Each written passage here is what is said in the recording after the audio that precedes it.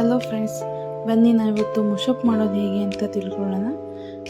ಮೊದಲನೇದಾಗಿ ಎಲ್ಲ ಮಿಕ್ಸಡ್ ಸೊಪ್ಪನ್ನೆಲ್ಲ ನೀಟಾಗಿ ಕ್ಲೀನ್ ಮಾಡಿಕೊಂಡು ಸೋರಿಸಿ ಎತ್ತಿಟ್ಕೊಬೇಕು. ನಾವು ಯಾವ್ಯಾವ ಸೊಪ್ಪನ್ನ ಎಲ್ಲ ಮಿಕ್ಸಡ್ ಮಾಡಿದ್ದೀವಿ ಅಂತ ನೋಡಿ.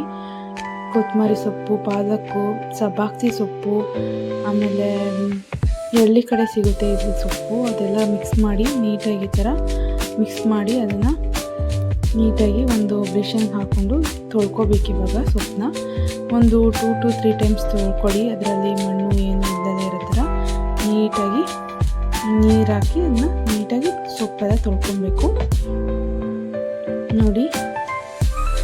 ಆಮೇಲೆ ಅದನ್ನ ಒಂದು ಕುಕ್ಕರ್ಗೆ ಹಾಕಿ ಸೊಪ್ಪು ಎಲ್ಲ ಫುಲ್ ಕುಕ್ಕರ್ಗೆ ಹಾಕಬೇಕು.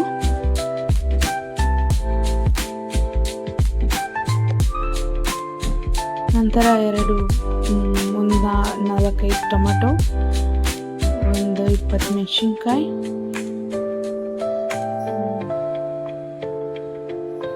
ಹಚ್ಕೊಂಡಿರೋಂಥ ಈರುಳ್ಳಿ, ಬೆಳ್ಳುಳ್ಳಿ,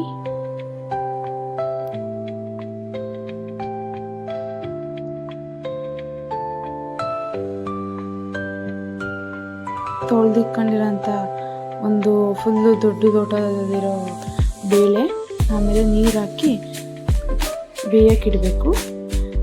ಕುಕ್ಕರಲ್ಲಿ ಹಾಕಿ ಕ್ಯಾಪ್ ಹಾಕಿ ವಿಜಿಲ್ ಹಾಕಿ ಬೇಯಕ್ಕಿಡಬೇಕು. ಅದಾದಮೇಲೆ ಒಂದು 2ರಿಂದ 3 ಕೂಗಿಸ್ಕೋಬೇಕು. ನೋಡಿ ಸೊಪ್ಪು ಎಲ್ಲ ಯಾವ ರೀತಿ ಬೆಂದಿದೆ ಅಂತ. ಅದನ್ನು ಒಂದು ಬೇರೆ ಪಾತ್ರೆಗೆ ಹಾಕಿ ಸೋರಿಸ್ಕೊಂಡು ಆಮೇಲೆ ಸ್ಮ್ಯಾಶ್ ಮಾಡಬೇಕು. ಅದನ್ನ ನೀಟಾಗಿ ಮಸ್ಕೊಬೇಕು. ಟೊಮೊಟೊ, ಮೆಣಸಿನ್ಕಾಯಿ, ಬೆಳ್ಳುಳ್ಳಿ ಎಲ್ಲ ನೀಟಾಗಿ ಸ್ಮ್ಯಾಶ್ ಆಗೋ ಥರ ಈ ರೀತಿ ಅದನ್ನು ಮಸ್ಕೊಬೇಕು. ಒಂದು ಹುಷಾರಾಗಿ ನೀಟಾಗಿ ಮಸ್ಕೊಬೇಕು. ಅದನ್ನ ಎಲ್ಲ ಫುಲ್ ಮಸ್ಕೊಂಡಿದ್ದಾದಮೇಲೆ ಒಂದೊಂದು ಪಾತ್ರೆ ತಗೊಂಡು ಅದನ್ನ ಬಿಸಿಗಿಟ್ಟು ಒಂದು ಸ್ವಲ್ಪ ಎಣ್ಣೆ ಹಾಕ್ಕೊಳ್ಳಿ. ಎಣ್ಣೆ ಕಾದ್ಮೇಲೆ ಸಾಸಿವೆ, ಕರಿಬೇವಿನ ಸೊಪ್ಪು ಹಾಕಿ ನಂತರ ನಾವು ಸ್ಮ್ಯಾಶ್ ಮಾಡಿ ಇಟ್ಕೊಂಡಿರ್ತೀವಲ್ಲ ನೀರು, ಅಲ್ಲ ಸಾಂಬಾರಿಂದು, ಅದನ್ನು ಅದರೊಳಗಡೆ ಹಾಕಬೇಕು. ಹಾಕಿ ನಂತರ ಅದರೊಳಗಡೆ ನೋಡಿ ಈ ಥರ ಇರುತ್ತೆ. ನಂತರ ಅದರೊಳಗಡೆ 1 ಟೇಬಲ್ ಸ್ಪೂನಷ್ಟು ಗರಂ ಮಸಾಲ, ಒಂದು ಚಿಟಿಕೆಯಷ್ಟು ಅರಿಶಿನದ ಪುಡಿ, ಆಮೇಲೆ ಒಂದು ಸ್ವಲ್ಪ ರುಚಿಗೆ ತಕ್ಕಷ್ಟು ಉಪ್ಪು ಹಾಕಬೇಕು. ಅದನ್ನು ಚೆನ್ನಾಗಿ ಮಿಕ್ಸ್ ಮಾಡಿಕೊಂಡು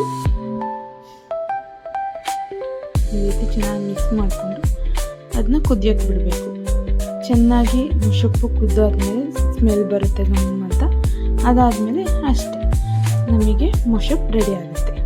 ಮುದ್ದೆ ಜೊತೆ ಮುಷಪ್ ಹಾಕ್ಕೊಂಡು ಟೇಸ್ಟ್ ಮಾಡಿದ್ರೆ ಸೂಪರಾಗಿರುತ್ತೆ. ಈ ಮುಷಪ್ ರೆಸಿಪಿ ನಿಮಗೆ ಇಷ್ಟ ಆಗಿದ್ದರೆ ಲೈಕ್ ಮಾಡಿ, ಸಬ್ಸ್ಕ್ರೈಬ್ ಮಾಡಿ, ಬೆಲ್ ಬಟನ್ನ ಕ್ಲಿಕ್ ಮಾಡಿ. Thank you.